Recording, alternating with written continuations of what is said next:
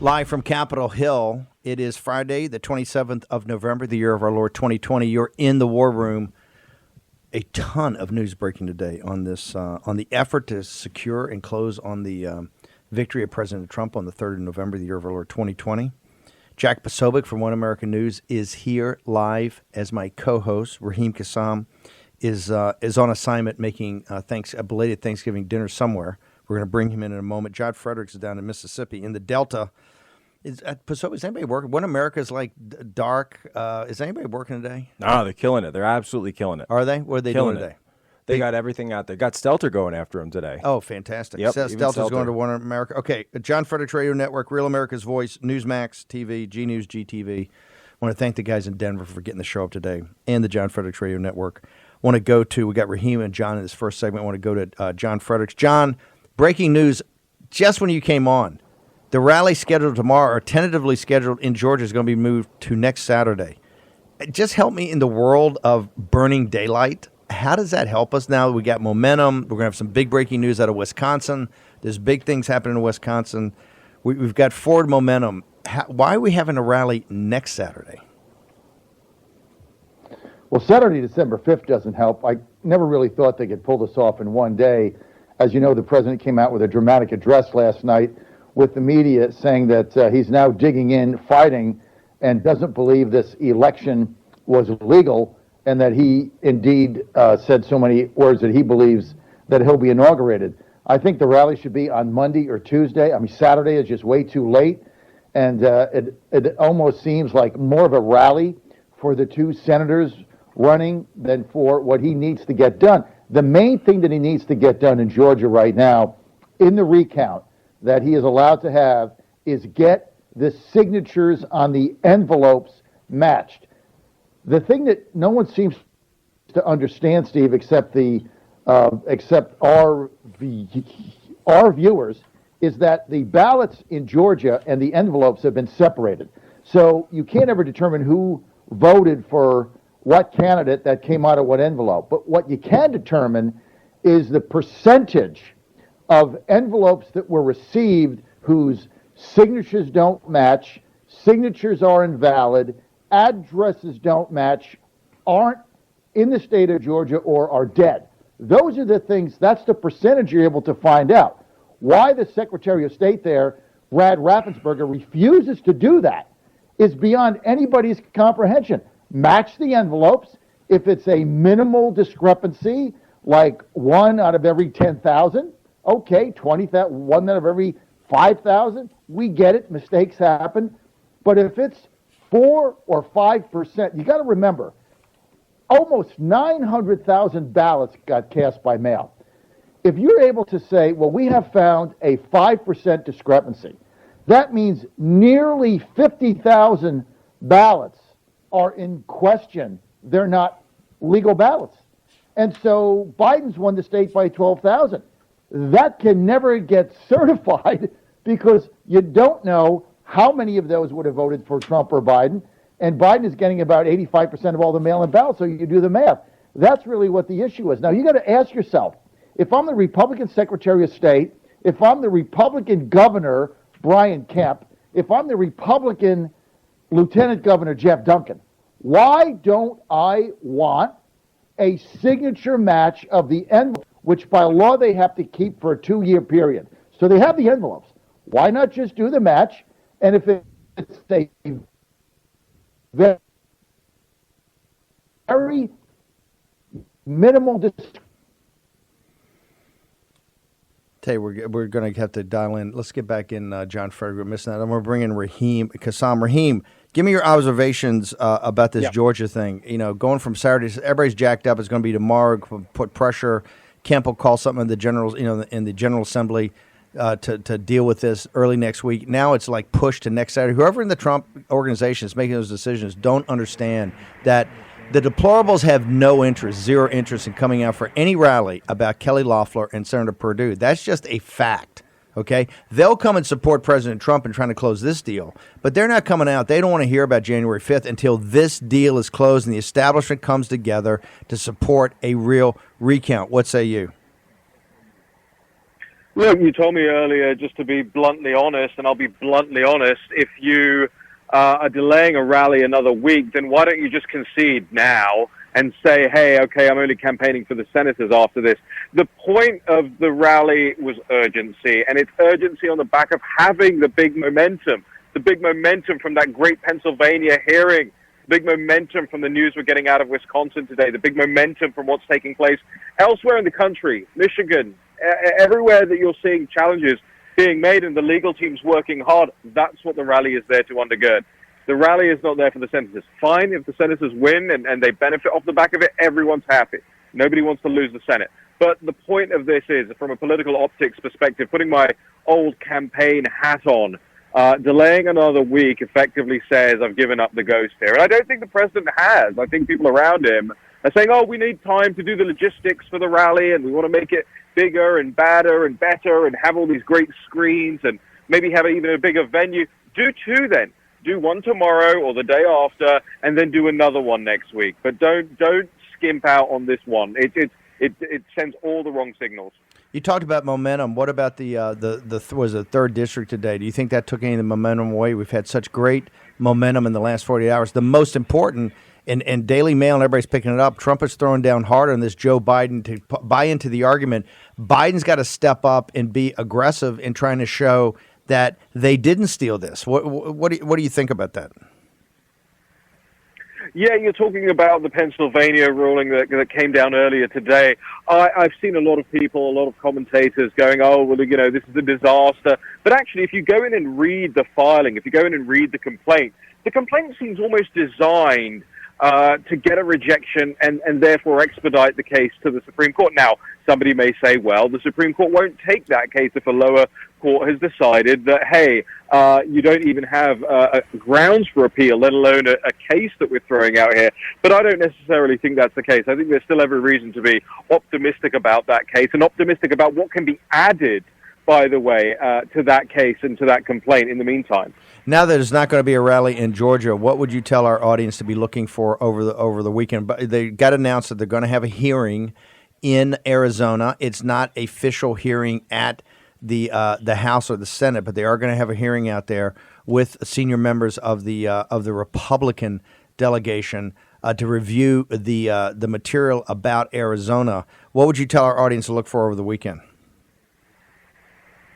I would say they shouldn't be looking for anything. They should be acting on things. Now, here's why I say it, because there is a media who keeps saying, where's the evidence, where's the evidence? And then when they're presented with the evidence, they actually don't report on it. They don't dedicate segments to it. They don't have lawyers going over it. They don't have Trump campaign people on CNN to talk about it. And the social media firms cover it up. So the audience's job is obviously to be monitoring day to day what's going on.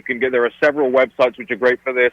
Everylegalvote.com and hereistheevidence.com. Obviously, Citizen Free Press, Populist.press, Revolver.news. They're all pumping out the updates. The audience's job is to make sure that other people are seeing it and the wider American audience is seeing it, because if it's the media's choice, nobody gets to see this evidence. Raheem, we know you're very busy with family stuff today. Thank you very much for coming on. Raheem Kassam. Raheem will be back. Thank you, guys. Raheem will be back tomorrow. Jack, do we have John Fredericks? Still trying to get John Fredericks down the Delta. Georgia, tomorrow versus next Saturday. Well, Steve, it's kind of funny having Raheem and I were pulling double duty. So this morning I was on Skype, Raheem was in here, and now I'm in the seat. Raheem's on Skype. But look, here's the bottom line with Georgia. We're burning daylight. These deadlines are not going to go away. They're getting closer. This is time is a flat circle. No, time is moving forward, and it's moving forward fast. You tell people December, they're checked out. December 5th, you might as well say December 25th. Well, not just that. Next Saturday is the 6th, correct? Next Saturday a week is the 6th. If you have the... It's the 5th. It's the 5th. next day is the 6th, is the preamble to the safe harbor. Safe harbor's Tuesday. Now, you can go through the safe harbor, but it's all supposed to be wrapped up. The electors are supposed to be identified and all set to go. Kind of the last day of that is the safe harbor. Then you got the 14th. Now, you can blow past that, but you can't blow past the 14th. So if you're going the 5th, it doesn't work. That's a rally for Kelly Loeffler and for David Perdue. both fine individuals. But somebody's got to understand that the deplorables want to close this deal. Okay, they want to close this deal. They don't want to hear about that deal yet. They're prepared to do it. They're prepared to show out in mass. They're prepared to get to turn out. However, they don't want to hear, Kemp and this the Secretary of State and the establishment not doing anything. Here's what it is. It's people. We can walk and chew gum, but what people want is when they get that deployment order to say we're going to Georgia, we're going down to Georgia. They don't want to hear, oh, we're only going for this thing. Forget about this other thing that you signed up for. They want to go all in. Yes. They don't want to be heading down to Georgia and saying, oh, I only want to talk about this race. Let's not talk about that other race. No, they want to talk about everything. They want it to be full ticket, just the way it was before. The fight isn't over, and that's why the fight is still in these guys. It's as simple as that. So you have a situation here where the president, it's not just two birds at one stone, it's three birds at one stone, right? Because you've got your own fight, then you've got Loeffler, then you've got Perdue. You can tie these together in a bow. We were talking about the Black Friday doorbusters this morning. Talk about a Black Friday doorbuster. You could have this weekend, then we go in. Look, Advent season starts on Sunday. Feast of Immaculate Conception's coming up. People are going to start checking out. You need to do this now. Okay, let's bring in John Fredericks. We're going to get John by... we got him again. So, John, talk to us about Georgia. Well, here's the bottom line.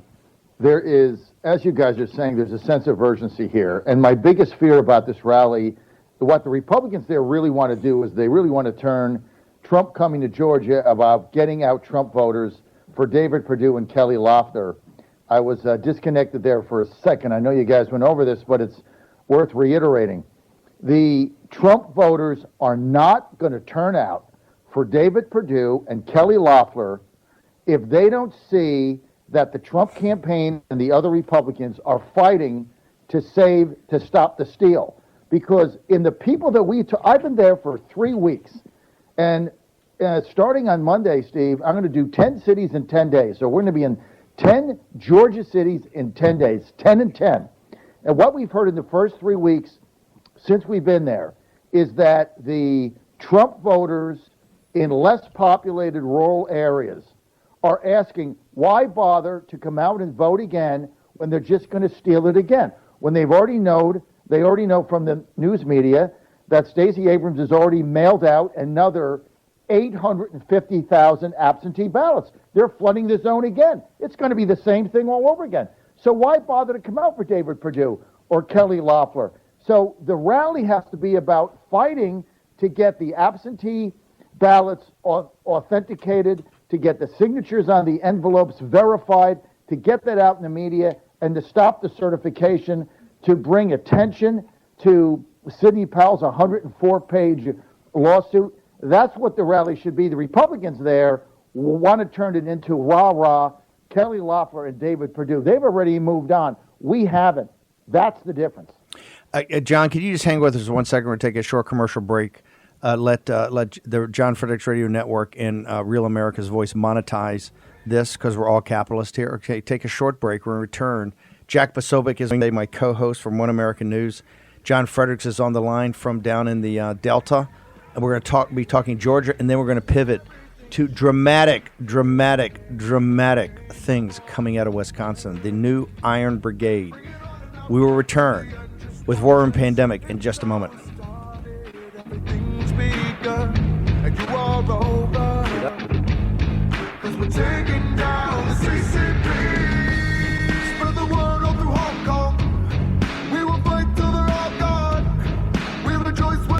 War Room Pandemic with Stephen K. Bannon. The epidemic is a demon, and we cannot let this demon hide. War Room Pandemic. Here's your host, Stephen K. Bannon. Okay, this is where's Vish when you need him? This is why you hang around on Black Friday and watch the War Room on the Friday afternoon special. Breaking news out of Milwaukee, the Milwaukee Journal, right? Milwaukee Journal Sentinel. Milwaukee Journal Sentinel. Now, and they've done a little psychological warfare in the headlines, but I want to make sure John Fredericks is listening to this. Reports from the room now Is it Dane County where Well, Madison is? we gotta break down the breaking news. Yeah, we gotta break down. Tell them what the headline says, and then we'll tell them what the here's reality the is. headline. The headline, Milwaukee Journal-Sentinel. I got a problem with you guys right now. I got a little problem because your headline says Trump campaign objection to indefinitely confined voters. Right? We've been talking about that all week. The IC, indefinitely confined voters. Right? It says includes at least 19,000. Right? Well, here's the problem with that. See, I know that you wanted to say 19,000 because people who've been paying attention in Wisconsin note the margin of victory for Joe Biden is 20,000 currently. So you're going to want to say that this is one of those things. It's moot because it's not going to be enough to take it over. Right, the new narrative. But here's the problem, Milwaukee Journal-Sentinel, is that that's only a subset. That is a subset of the numbers that they're challenging. It's only a portion of the numbers they're challenging, number one, and that's not the statewide. That doesn't include Dane County. Remember, this recount goes with 2 counties. And by the way, Steve, correct me if I'm wrong, but they can challenge ballots outside of the recount, right? The recount is just for the 2 counties that they're going to drill in Is that on. 19,000 for Milwaukee or Dane County? This is 19,000 for Milwaukee County only. With the ICs. With the ICs. That's actually a smaller number than I thought. The ICs were rumored to be north of 100,000. Well, Right? this is only for 1 county. Yeah, but you're only doing Milwaukee and Dane. Well, so I think they're only challenging people that filed as of March of this year. I see what you're saying. Yes. So if you had done fine. it before Fine. in a Wisconsin election, they decided So they want to be so tight on this thing. they're tight. They wanna should be going for all of them. but If they you really wanted to. Well, they want to be tight on this thing. Right. I see what you're saying. We add Dane, and then you add what's happening on the early votes. So John Fredericks, big news. Now they're going to start rolling this information out. It sounds like, correct me if I'm wrong, Posobiec, they have wrapped up. They're in the process in Wisconsin right now of wrapping up. Yeah, they were supposed to be done. They were supposed to be done about 2 hours ago, and now they're pushing forward. So they said they were going to be. Originally, they said they were going to be done at noon. Then they said Great. 3 p.m. Now it's 4:30. They're still going in Wisconsin. So I want to go back to John Fredericks. John, walk us through I want to go through the details because we had Matt Brainerd on here today, who the former data guy at the 16 campaign, that said there's 20,000 illegally and incorrectly registered guys who voted in this election, and he can basically show all 20,000 in Georgia, right? That's more than the where Biden's up. Plus, you've got these other ones that you were talking about, right? So walk us through, how did the Secretary of State certify this? How did the governor certify this when you've got these major categories, these major verticals of ballots that can't be certified? Brad Raffensperger, the Secretary of State, exercised gross incompetence and dereliction of duty in executing this election, starting with this consent decree he made with Stacey Abrams and the Democratic Party of Georgia, which was totally illegal, which allowed these absentee ballot applications to get mailed out to millions of people in Georgia. So that was number one. He never ratified, this never got ratified by the General Assembly. In fact, he never even presented it to the General Assembly. State senators, the first time they saw it was recently, that they actually saw a copy of this, that they knew what was going on. That's illegal. And so they want to hide that. Brad Raffensperger is focused on getting positive press in CNN and in the New York Times, I guess. But the fact of the matter is, they should never have certified this vote.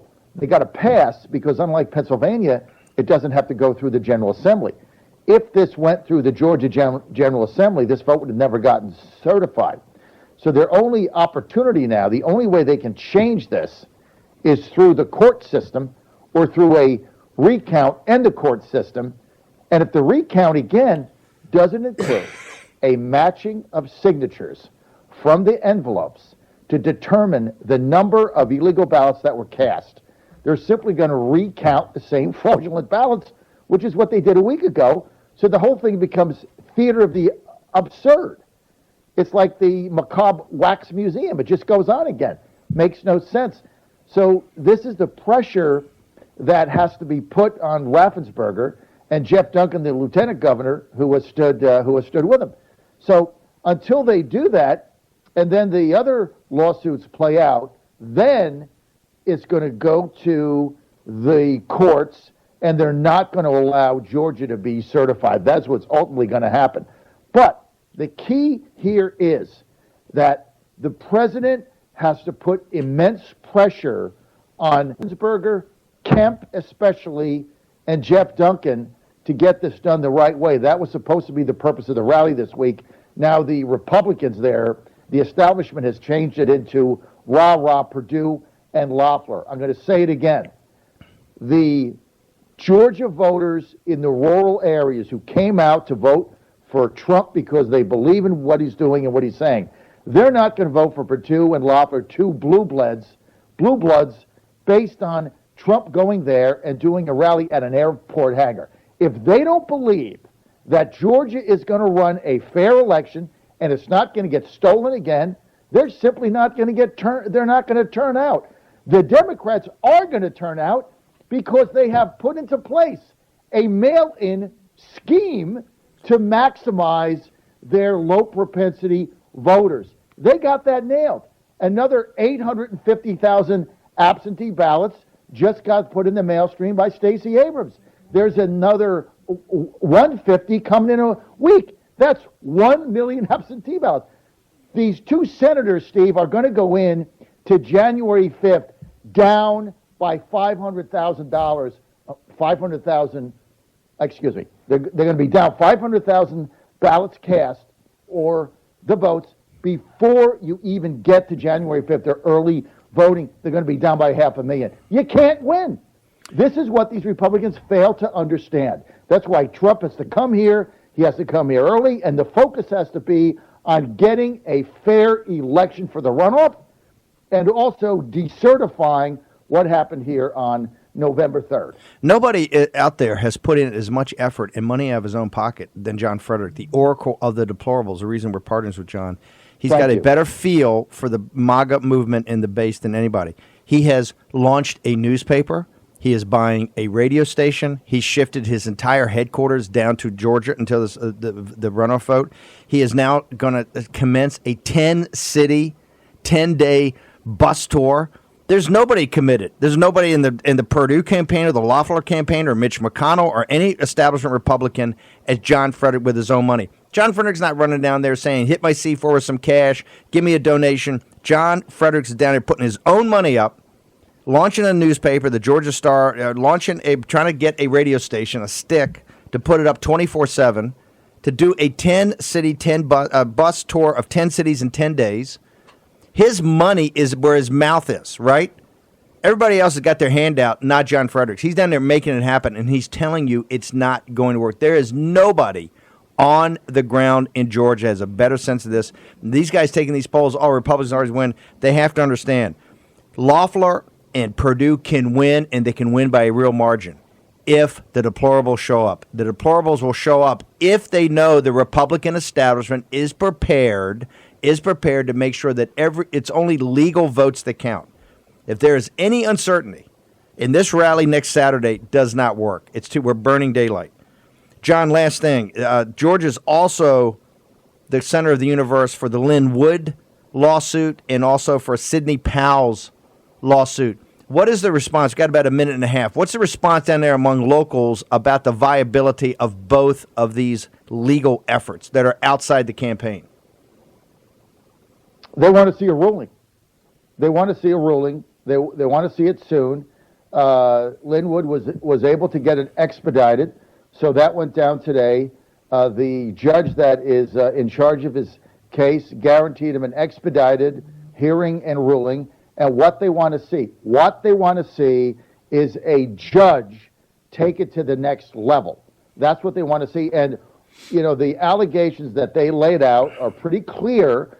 They want to be sure that these are properly adjudicated. They get a fair hearing, and they'll let the chips fall where they may. One win by Linwood, one win, I'm telling you, by Sidney Powell. One win. One positive ruling on their behalf, and this thing in Georgia, my friends, is going to fall like a house of cards in 72 hours. They need a favorable ruling on one issue. It's over. John Frederick, how can our audience get access to you, your Twitter and the show and all of it? Yeah, you want to do three things that are really going to help us out. Download my free app. I'll be back on the air Monday at 6 a.m. Eastern Time. Just go to iPhone. If you have an iPhone or an Android, just put in Google Play, Android or iPhone App Store, John Fredericks Show. Download my free app. Go to our YouTube channel. Just put YouTube, John Fredericks Show. Be a subscriber there. Watch our YouTubes. That's the second way. And the third thing is, follow us on Facebook. Those are the three things to do, because obviously we have to sell sponsors and everything else in order to fund it all. We have to sell advertisers, but that is a big help to us. But I'm going to be there. I'm doing a 10-city tour in 10 days, and I'm not going to Atlanta and Gwinnett County. I'm starting in Dahlonega. I'm going to Dalton. I'm going to Tifton, Georgia. I'm going to Ellijay. I'm going to the small rural counties where Trump was getting 75 and 80%. Got to make sure those guys turn out. That's where I'm going to go. John, we got to bounce. 10 and 10. 10 cities, 10 days. John Fredericks. So take a short break. Rudy Giuliani, the president's lawyer, next.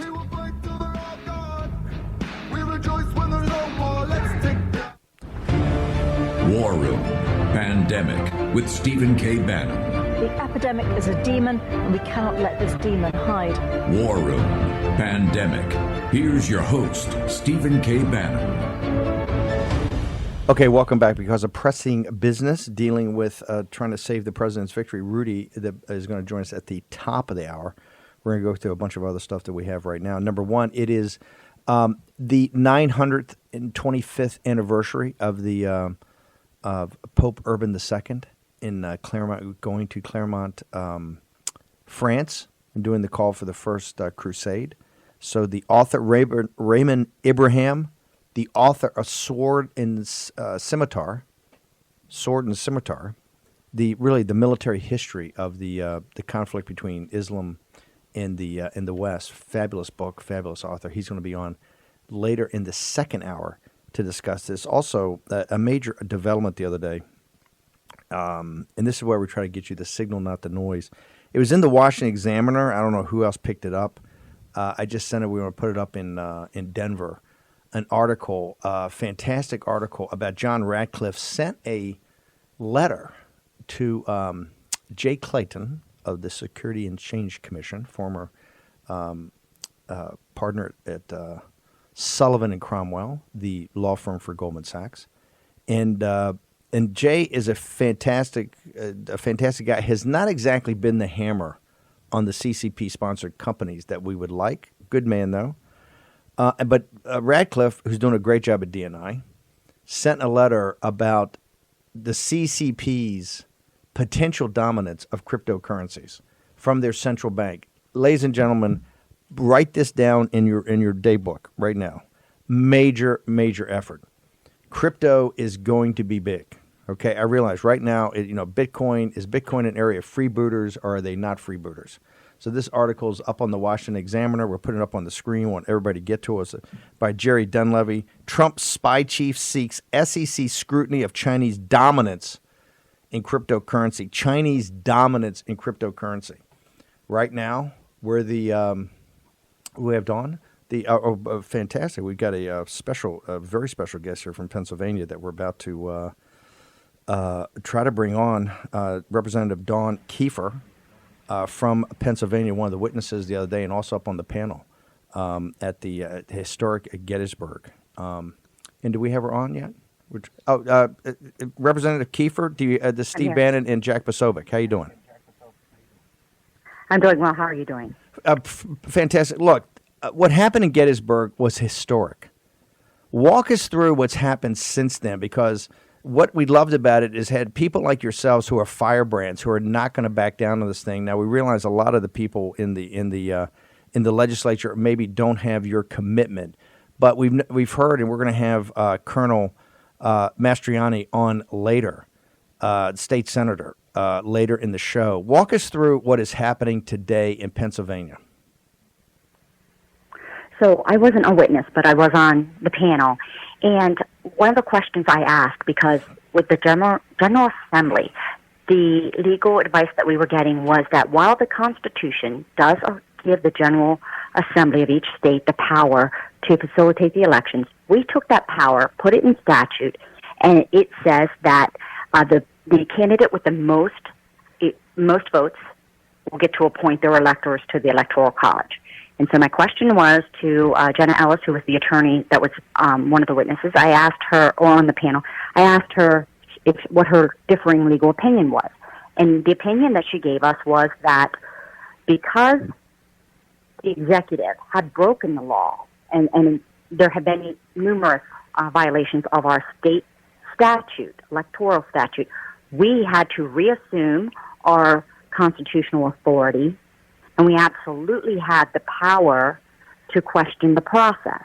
And so how can we move forward with the certification and allow for the appointment of electors until all of the irregularities and the compromises in our electoral process were addressed, which they have not been to date.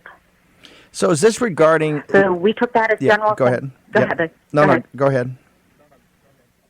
So we took that, we all got together, post that hearing, and we have just introduced today a resolution, and it's my understanding our Senate will be doing an identical resolution in the Senate, and we are calling on the governor and Secretary of State to rescind their certification of the election, and we are asking that no electors be seated until we are able to verify the irregularities of the election. And we're calling upon Congress to take a look at this as well, and move, and observe that process as well. I just want to make sure people understand. This is, as I understand it, it's a 1938 law, right? That really took the responsibility from the legislature and put it to the executive.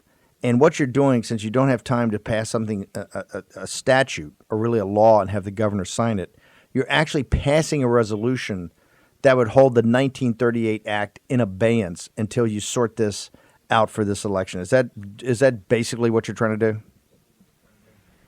Right. So we're just going to put the brakes on it, and we're not going. We're urging just no appointment of electors right now. So here's the we're telling Congress, we're asking you to declare that the selection of presidential elections in the Commonwealth to be at dispute, and until that is settled, there is no action to be taken.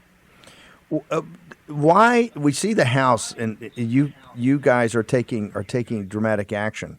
Why does it seem like the combined, the House and the Senate are, first off, are they going to have hearings, next week sometime? Is there any action that would give people comfort that, hey, besides this resolution, which sounds incredible, but there's any other kind of formal action that's going to be taken to kind of give a venue to get all of this information out? One of the most powerful things about Gettysburg is the mainstream media has been saying these are baseless charges. There's no evidence. Baseless charges, no evidence. You provided 3 hours of incredible evidence. Are you trying to take it to the next level by actually having a formal hearing in Harrisburg? So we are, and I am on state government committee. And the issue so far with the hearings that we have attempted is that many of the individuals that we're trying to bring in before the committee are in the midst of lawsuits, so they won't come before us yet. So that's been challenging. The second thing is, as of November 30th, we have an issue where we are no longer legislators until we are sworn in. So we don't get sworn in until the beginning of January. So something has to take place after Monday. As of Monday's our last day, we'd have to have some kind of swearing in. We'd all have to be put in place. We essentially become pumpkins. So that we're up against that time clock. So it's tough to do those. I know we're going to go forward with hearings regardless, but our hands are tied right now. So we're trying to put some pressure on leadership to look at other alternatives and calling us back and giving us the ability to take action that way. So that's why we're trying to get this resolution done as quickly as possible, and call us back to take action on that, to just put the brakes on everything. When you say put pressure on leadership, I think that's where the rest of the country and the Trump supporters are kind of befuddled. It would seem like leadership would want to get this sorted, and particularly the fact of extending you guys somehow past Monday, just to make sure this is done in a proper venue and done with, with the fiduciary responsibility. what is who in leadership is like not 1,000% on board of this? Who, for instance, who should our audience be calling their offices of or emailing their offices? Well, we're still having conversations with the Speaker of the House and the Leader of the House, and then you have the Senate Pro Tem and the Senate Leader in the Senate. So, it's just, I think right now we're at the point where we're trying to get all of our General Assembly members, make sure, putting pressure on leadership to get on board with this. It's still in the midst of conversations with legal counsel. Again, like I said, they continue to advise us. We have no role to play because we put it in statute of how the process plays out.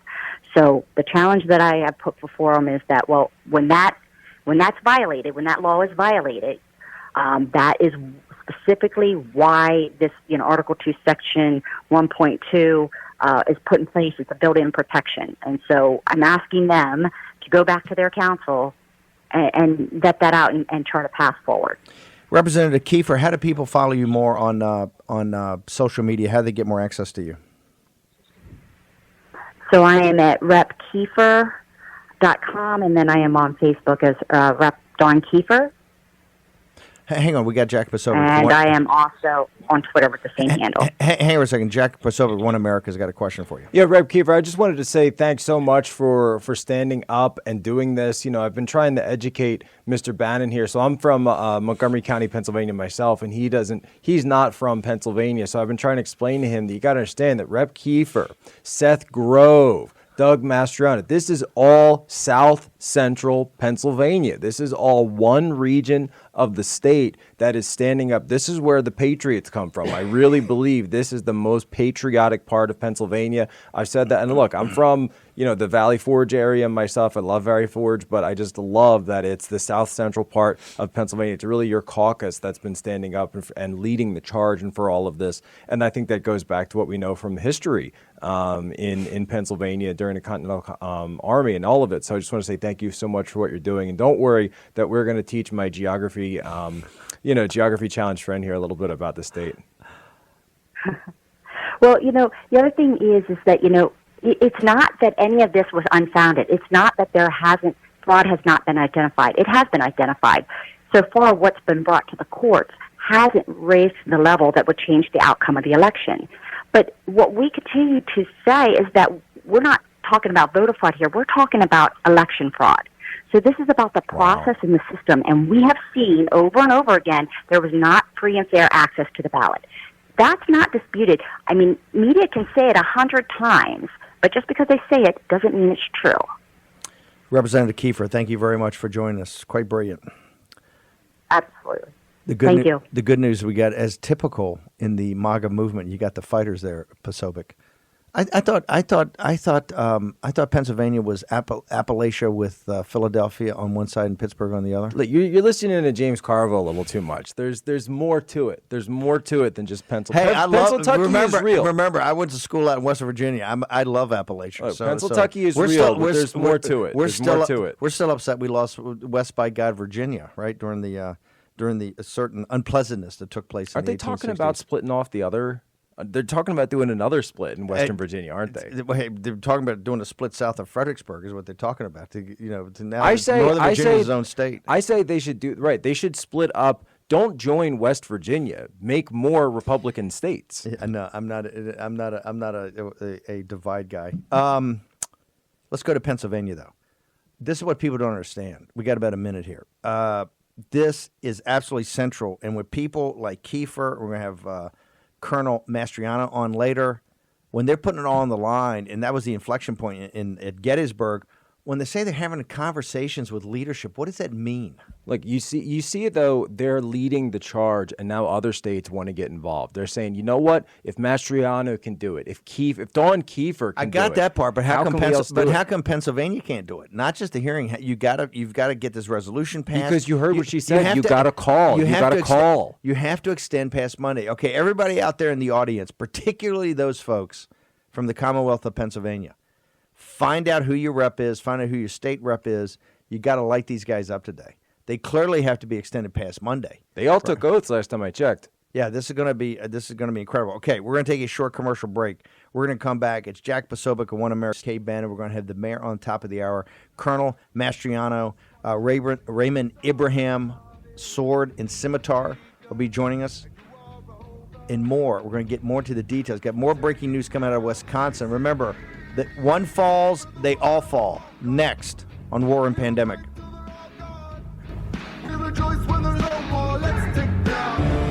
War Room Pandemic with Stephen K. Bannon. The epidemic is a demon, and we cannot let this demon hide. War Room Pandemic. Here's your host, Stephen K. Bannon. Remember, in the fourth turning, all these people out there you don't know that end up becoming stars. Dawn Keefer is one of them. She's absolutely a hammer, and it's just, we're so proud to have her on here. Okay, here we go. Whoa, here we go right now. Another breaking news. We're going to go back to Jack Posobiec of One America, who is sitting as our co-host today, where the War Room guys are out taking a little break for Thanksgiving. Jack, talk to us about Wisconsin. More breaking news? Yeah, see, the thing, when you're dealing in an actual war room, on a watch floor, or in Navy or in the intel community, you've got information that's flying. Yeah, that's pouring absolutely flying.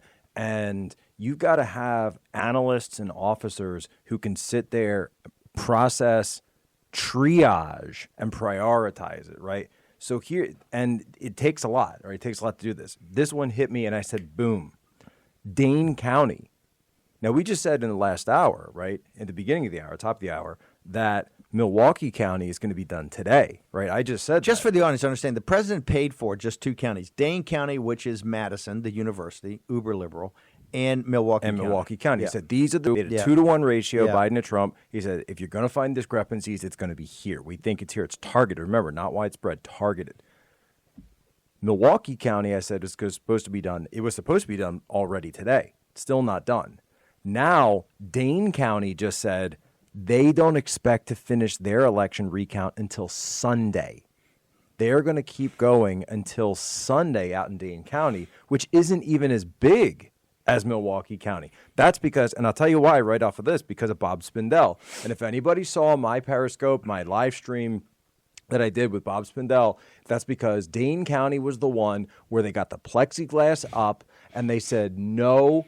They said, why do you need the distance? You got plexiglass up. You got plexiglass like at the hockey games. You don't need the distance. They're in every single one of those ballots. This is the one where they were complaining. They're saying the Trump campaign, these observers, they keep challenging things. They keep asking us to put these aside. They're asking about the ink being different. They're asking about the dates not matching, the signatures not matching. They're putting it off all the way until Sunday is their estimate. Now, keep in mind, we already know that their estimates are already getting a little bit optimistic because they tried to tell us 3 p.m. today from Milwaukee. Milwaukee's still going. It's almost 6 here on the East Coast. It's 5 over there.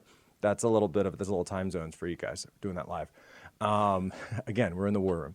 So, folks, this is what you got to understand is that there's so many moving parts to this. There's so many moving parts. And so I appreciate you guys being able to watch. We do get so into the weeds on these things, but that's where the devil is in these details. The fact that this is 3 days longer in one county of Wisconsin shows you the level of attention to detail that's going on. That's why it's taking longer. It's attention to detail. This is huge, right? Because this means they're throwing down. They're essentially throwing down on every ballot, right? Well, basically, it's look, Bob Spindell and Dean Knudsen, these two guys. I've been tooting their horns for 2 weeks now straight because I saw them throw down the gauntlet. They opened up the gates, specifically in Dane County, but also in Milwaukee. And Bob Spindell's been on Twitter blowing them up in Milwaukee, saying you're not following what I said, so that's going to have to come later. The shoe's going to drop on that, and Bob Spindell isn't going to let that go because he's not the kind of guy that lets stuff go. But now we're seeing as well that when you give them the opportunity, and then the Trump campaign goes to their legal observers, they said, get on in here, right? And Spindell's got the photo, and I don't know if I can show this, but I think we put that in, we have it in Denver already. No, I haven't sent it to him yet. Okay. I'm just off the top of my head, but he showed the difference, and you can see it. Here's the difference and I'll describe it. The difference in Madison, right, is they're right there at the table with just, I know it sounds a little silly, I keep saying plexiglass, but when you see it, it means it's two people sitting at the same table one Republican and one Democrat, by the way. We welcome the Democrats into Big this time. process. Big time. Please sit there and go Yep. through this with us. We want you sitting like a Tiger team right next Yep. to us so you can verify what we're talking about. And you can't say, oh, it's baseless. Well, here's the base, right? Sit down. We'll show you the base. I'll walk you through it. Whereas in Milwaukee, I mean, this looks like some kind of clean room, like something out of NASA. Right, you're in some kind of NASA space room where they're so far away. And the president was talking about this yesterday. He said they could be doing anything in there. You can't see a thing. You can't see they could be playing a baseball game. Right, you could see everything when it comes to Madison. That's Dane County's Madison, Wisconsin. Now in Milwaukee, it's so far away. The guy, he's standing up so he can just get a vantage point on what's going on there. Or maybe he's standing at attention. They're doing the national anthem or something. I can't tell. But you can't see. You can't see with these social distancing guidelines. And so whatever needs to be done to overcome that, if you're not doing the real observation, if you're not going, let's say soup to nuts, let's be nice. We're on YouTube here. That you need to be able to have eyes on the prize for every single one of these things. And that's what they're not doing in Milwaukee. That's why Bob Spindell is taking to Twitter himself. He's up there. He's the bobsled. And he's saying that you're not even doing these two the same. And remember, one of the main legal arguments that's coming in. Now, remember, these are the recounts. These are only being done as preludes to the legal cases. One of the main legal points that it's been made, and people say that, nobody wants to bring this one up again, Bush v. Gore, can't have varying standards. You have to have uniform standards. Equal protection. Everybody's got to have the same deal. You just can't cure in one section. And that's coming up in Wisconsin as well. Is this going to end up at the state legislature, or is this going to go back to court? It's going to go back to court. So we haven't even seen the Wisconsin state legislature get involved yet, but they need to. They absolutely need to. I know you guys are nice up there in Wisconsin. I get it. We need you to put the pedal to the metal just a little bit. You guys like to run around 25 miles an hour. I need you at 50. Might need you at 60. They're in Arizona on Monday. We're going to get to this in the next hour with America's mayor, Rudy Giuliani, who is the president's lawyer. It's his hearing, right? It's his hearing. Right. But the question is, one fall, they all fall. Is the highest probability we have here, as you see it right now, going into the weekend, Georgia or Wisconsin? If you can get the president into Georgia, it would be Georgia. That's a 10,000 vote margin. Yeah. No, this would be critical. Okay. We're going to take a short commercial break. We've got the president's lawyer, Rudy Giuliani, coming on to give us a complete update of everything that's going on, particularly what happened in the 3rd District today in Pennsylvania, to make sure that it's supposed to be about getting to the Supreme Court in the most expeditious manner possible. We're going to talk to Rudy about that and everything else dealing with this ability in this project to close on the president's victory. Jack Posobiec from One American News, Stephen K. Bannon, you're in the war room. We're in return after a short commercial break.